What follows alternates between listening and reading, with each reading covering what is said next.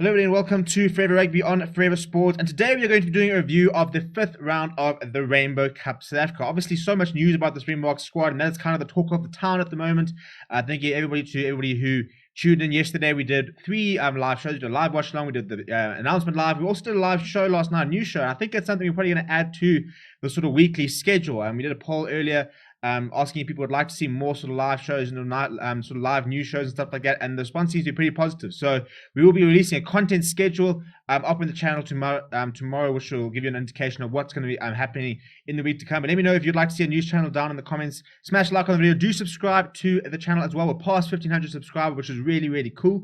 Let's try and see if we can get up to 2,000 by the time the Lions series kicks off. So please do smash that subscribe button. Right, but in terms of the Rainbow Cup South Africa, we saw another very interesting round. 2 more pretty close matches, and none more so than the Bulls versus the Stormers, as the Bulls scored in the final minute through Ruan Nokia to bag a 31-27 victory over the Stormers, and with that ending the Stormers' chances of reaching a final. The Lions also going down this weekend and are out of the contention for the final against the Sharks, but the bonus point victory from the Sharks, 33 points to 21 against the Lions, means that they are actually suddenly in contention for a place in that Rainbow Cup North versus South final, and could still be in contention for winning the trophy. But they have absolutely everything to do against the Bulls this weekend. A Bulls side which was beaten against the Lions and looked like they were going to be beaten against the Stormers. So maybe a Bulls side which is struggling a little bit to sort of really gel. And it's also the last weekend we're going to be seeing the 46 men who are involved in the Rainbow Cup from the Springbok squad actually taking part. After this weekend, all the Springboks are going to be moving to the camp, and they will no longer be available to selection for these units, which means when the Currie Cup starts in the following weekend, and in the Rainbow Cup North versus South final, there will be no Springboks in action. So it's the last time to see the likes of, Mornay Stay for the Lions, Minnesota, Similani for the Sharks, Sia Khaleesi, Lakanya and all those sort of players. It's the last time we're going to see them this weekend.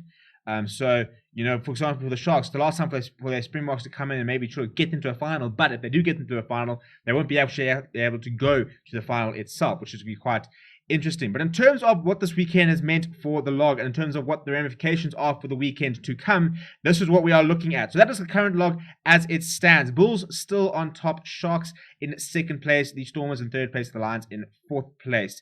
A bonus point victory from the Lions, and had the Stormers beaten the Bulls and the Lions got a bonus point victory, then suddenly maybe they would have been sort of in contention for a final as well. So if those two games had kind of gone the other way around, it would have blown the entire log up. Would have been a really interesting last round. However, at the moment, that Stormers versus Lions is a wooden spoon match, because as you can see, they're not going to catch the Bulls at the top. And that all the Stormers can do is potentially go into 2nd place.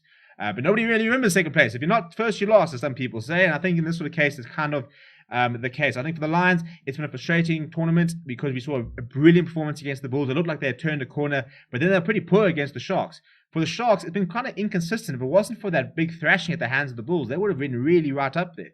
That bonus point, if they could have had a bonus point against the Bulls, would have made all the difference. Because this weekend, the Sharks will have to beat the Bulls by a bonus point. And if you look at those points differences, they can't allow the Bulls to get a bonus point.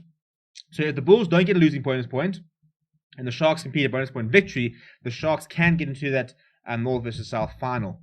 That's what has to happen. If the Bulls get a bonus point, it's pretty much done. It's not mathematically the Sharks can still win, but they've got a 64 bonus points difference that they need to sort of make up, which means they basically need to win by about 33 points. So, if you're winning by 33 points, you're winning with a bonus point anyway, and denying a bonus point to the Bulls. So at the end of the day, the Sharks have to make sure that they beat the Bulls by more than 7 and score 4 tries. That's what has to happen on Saturday for them to go through.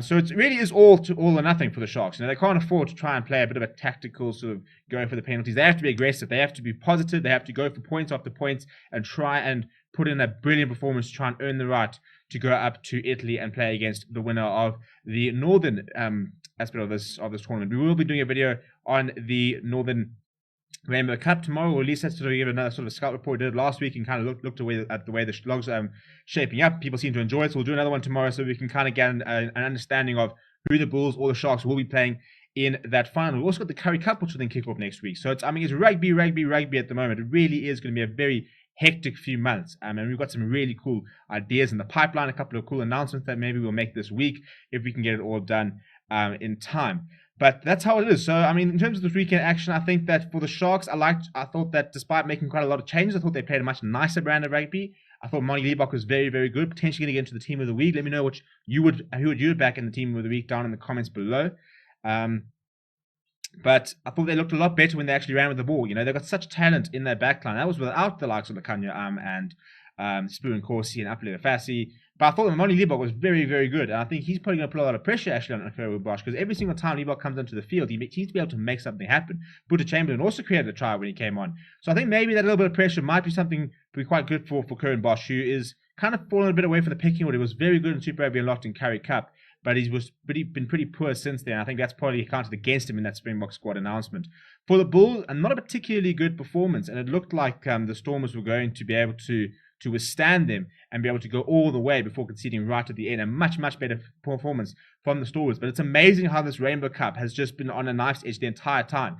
I mean, you think that the Lions, if they had beaten the Stormers, for example, then they could have been in contention for the final, in the same way that if the Stormers had suddenly beaten the Bulls and the Lions beaten the Sharks, suddenly, the Lions who are fourth and all the way after, they could have suddenly been in the final. And I mean, if the Stormers had beaten the Bulls, suddenly they could have been in pole position for the final. So the one thing I will say is that this Rainbow Cup's been entertaining. The standard of rugby, I think, has been a lot better, and it's been very entertaining. The games have been quite close.